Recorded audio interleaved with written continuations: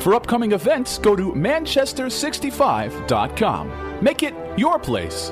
Manchester65.com. Liberty-loving freedom fighters, join us for Liberty Love Fest 4, an evening of live music, arts, education, and trade. Potluck social with liberty-minded people from New England and beyond.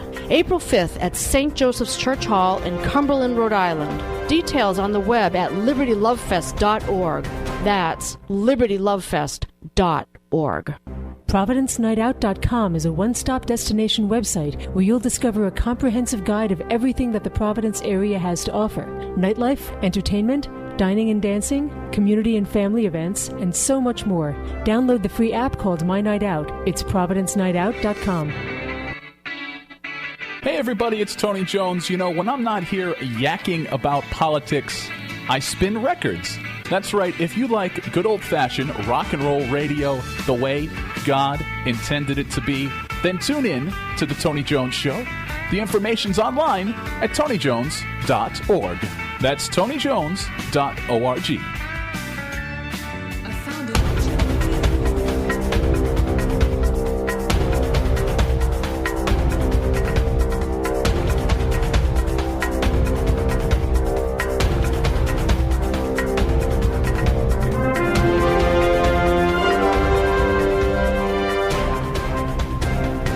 Tony Jones here. You are tuned in to the Coalition online at coalitionradio.us. Big thank you to everybody checking in on Twitter at coalition_radio.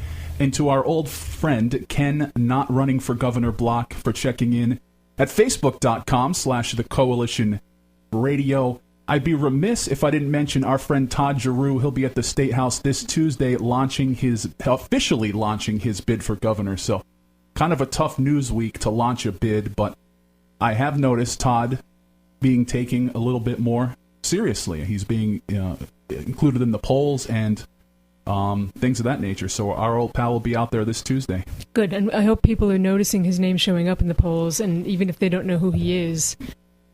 Which I've noticed that the mainstream media insists on calling Todd Giroux perennial candidate Todd Giroux to kind of slam him a little. However, Todd ran last time. He's running this time. Is running twice perennial? Ken Block ran last time, and he's running this time. Yet they don't give him that little nudge for some reason. I don't know. Could it be because he has that little R next to his name?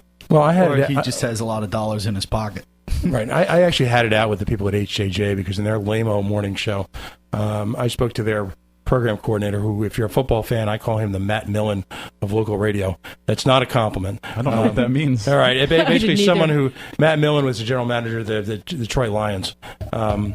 Any casual football fan will understand that he historically ran the franchise into the ground. HJJ was once actually a viable radio station. And they for a station like HJJ to take a cheap shot at a good man like Todd Giroux, who, we need to be encouraging people to run. I don't get, and this pisses me off, I don't get where someone running for office should be made all of a sudden a caricature when he has done nothing but advance a well-documented, serious set of ideas. You may choose to agree or disagree. You may choose to vote or not vote for him. That is your choice in a free country. However, in this country, we desperately need citizenry to become involved on a day-to-day basis. And part of that, and the most difficult and challenging of it, Dave, you can attest to this, is actually taking off from part of your life and running for high-level political office. Yo, you don't have a life, so you should be perfect. Yeah, it is. I mean, it is difficult, and I certainly don't think it's a decision that anybody takes lightly. And I've met with Todd on quite a few occasions. He had me on his show over at GX when I was running for mayor. And I think if people looked at what he's proposing and listened to him speak on what he's proposing to do for Rhode Island, it makes a lot of sense. Oh, yeah. And I don't see, and this, again, a discussion we've had over and over again, where people start to run for office, and because they're already in office or they have some type of name recognition, the public gives them a pass on having any type of specific program. They come out with the glad handing and the lip service and the platitudes and a bunch of we need, we should, I will, but there's never any specifics on how it's going to be accomplished. Strong new ideas, a bold new vision. Yeah, If I'd only thought of that, that's it. The state's saved. That's just what we needed. Brave new ideas. Yep, boldness. Right. It kind of reminds me like the Republican primary in 2008 when Rudy Giuliani was running. Anytime things got hairy for him, he would say, I was there on 9/11. Somebody was goofing on him. They said everything Rudy Giuliani says is noun, verb, 9/11. Well, and look at, let's take a second to look at the candidates' responses to this week's foolishness. All right? Clay Pell. It's so innocuous, I can't even remember what he said. And I'm a junkie for this stuff. He basically said nothing. Absolutely nothing. Gina Raimondo was last saying, okay, if Gordon's got to go, make sure I get that killer salmon recipe. Okay? I heard it's like a Chipotle-infused kind of Tex-Mex kind of thing. That was the last thing I heard from her. Hungry. She continues to be, and other than the Green Bank, which is a copy of somebody else's legislation that Dolores, whatever Isler is pushing, all right? She completely is a complete zero on any sort of legitimate... there's no there. So it's insulting when you see someone who's taken off from part of their life and articulating a clear vision for how they want to run the government to be... I don't know, dismissed as a crackpot. Yeah, diminished. Which, by the way, if you ever get really bored, and I'm speaking from experience because I have, if you go to the Secretary of State's website and you look at the election results from past years, you will see a shockingly amount of races that were completely uncontested. Yeah, right. All throughout the state, locally as well. You see a lot of city council, a lot of town council. A lot of elections are decided at the primary level. Mm-hmm. Well, one election that's absolutely getting contested, of course, is the Providence mayoralty. So now let's kind of pull this stinking mess into perspective here. So now you have really no clear idea yet of what causes the FBI to do the Samurai Act on Gordon Fox. Okay, so we're left again to baselessly speculate. So the initials PEDP come roaring back to us now.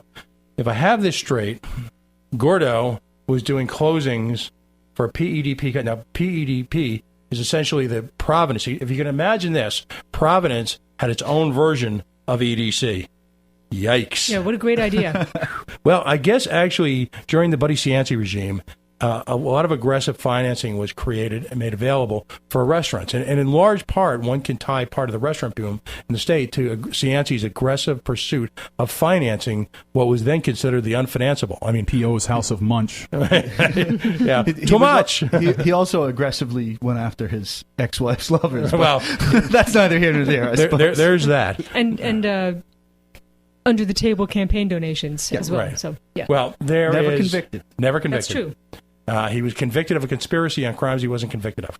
So, flash forward to the Cicilline regime. The cleaner, open air, sunny Providence bit. You had a couple of things going on. First of all, the federales have come down hard on the city of Providence for undocumented loans. Blah, blah, blah, blah, blah. Now, I guess in Gordo's case, he's been tied to a loan made by someone who shockingly claimed a false business address for a construction company. Now, there weren't supposed to be loans going to construction companies, and you were supposed to have a legitimate address here in Providence. Ironically, my sources tell me that we're sitting in the address right now that the woman used, which again leads me to our Facebook picture for today, which is 3 stories below us. There actually is a direct portal to hell. All right, I've shown you the pictures. If you go there, open the door. I believe it's the 7th circle. Yeah, let's just say we're all happy the elevator is fixed, so we can just bypass it altogether. I was getting that, or to quote Haley Joel Osment, when I go past that floor now, I see dead people. I got the heebie-jeebies. Right. So allegedly, purportedly, supposedly, indefinitely, there was a loan made in which Gordo was involved in. We don't know that to be true yet because outside of this room, you're innocent until proven guilty. Okay? So but some of the fallout from that, does this have the potential to reach into our current congressman from the 1st Congressional District's office? Anyone? Opinions? Speculation? I think that this thing, once it breaks, has legs for days. I think you're going to see quite a few very prominent names attached to this investigation. My only question is, it's tough in Gordon Fox's position. You know, when you're at the top of the food chain, guess what? When the feds come calling, there's nobody to roll over on. Right. So that puts him, you know, it all goes uphill at that point. And if the feds come calling anywhere down the ladder, they're going to sing, I guarantee, sing. Exactly. There's going to be people rolling over left and right on whoever they can to save their own skins. Yeah, I think a lot of people will emerge from this with their skins intact but badly bruised. Well, tie this into the mayoralty. Now, right now, in an unrelated story, the tide seems to be swinging against the fallen angel in a couple of cases. First of all, for no apparent reason whatsoever, because the man is barely able to string together a sentence or a coherent thought, Clay Pell is gathering significant endorsements, both, I guess, originally from the nurses union and now the NEA. You know, which NEA? The Arts or education? No, education. Okay. From Rhode Island NEA. For no apparent reason. I mean, they like his name. They like his name, and they must like. I can't even imagine. So now you have this. On top of that, let's tie in. You've got the potential for Anthony Solomon to be dragged into this, because the question begs. Michael Solomon. I'm sorry, Michael Solomon. I was going to say, Anthony was the dad. Anthony Yeah. was the pharmacist treasurer. All right. Who started the ball rolling on a lot of other great things here. So Michael Solomon owns a restaurant, and again, unsubstantiated reports to me indicate that the restaurant he bought, he also assumed troubled financing from this same PEDP, and allegedly has yet to make a significant effort to repay it, while simultaneously loaning his campaign hundreds of thousands of dollars. This is the story du jour on the streets, the mean streets of Providence. Does he get pulled into this in terms of guilt by association? With the fallen angel star suddenly starting to decline in terms of potential for governor, is it too late for the fallen angel to say, hey, you know what, I'm going to stick around. I'm going to be treasurer after all, thus quashing the hopes of one Brett Smiley. Brett, we're going to tax every gun Smiley. It's the domino effect from this, again, is staggering. Absolutely staggering up and down the political landscape. What do you guys think? This is a very exciting moment to be a wise guy on the radio. Yeah. Let's I have to admit, I've had a lot of fun on Twitter over the I last bet. couple of days. Well, I mean, let me just throw this out there. There's two types of people in the world. There's that type of individual who is a reflective, emotionally mature personality who will sit back and look at the events of the day and really try to assess what the long-term approach would be. Then there's the Weisenheimer who just, let's just blow it all up. Yeah, okay, we know where we all are. Chris is the mature one. But here we are in Rhode Island, where everybody has their hand in everybody else's pockets. So things have the potential to get very ugly and very entertaining for those of us sitting in the cheap seats. So on that note, do you guys want to hear my of course wild speculations absolutely. and conspiratorial-minded theories? And by the way, one thing for the record, this is the opinion of the coalition and, in a sense, station management. Right? It is meant both. Station management doesn't have an opinion. Right. And this is meant both for your entertainment and educational purposes. And just to kind of get the gears going up in the old cabeza. Yeah. So, given that Mattiello was so fast out of the gate to throw his hat in the ring for the speaker, okay, my thought was he must have had an inside track on what was coming down the pipe for Gordo. Okay? And if that was the case, because he threw his hat in the ring so quickly, he either A, knew that his hands were clean, which is probably unlikely. Well, his hands are clean, perhaps about this issue. He's the guy that rolled. I saw that thought somewhere else as well. That's a good possibility. Although I'm not convinced Mattiello had to know something to be quick on the draw.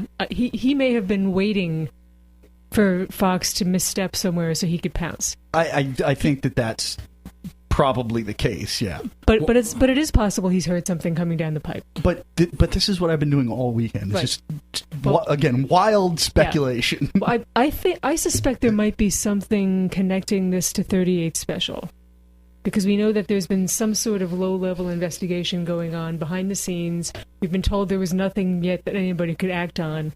Then suddenly, out of the blue, this pops up. Let me throw out two names, and you guys tell me what you think impact will have on their careers.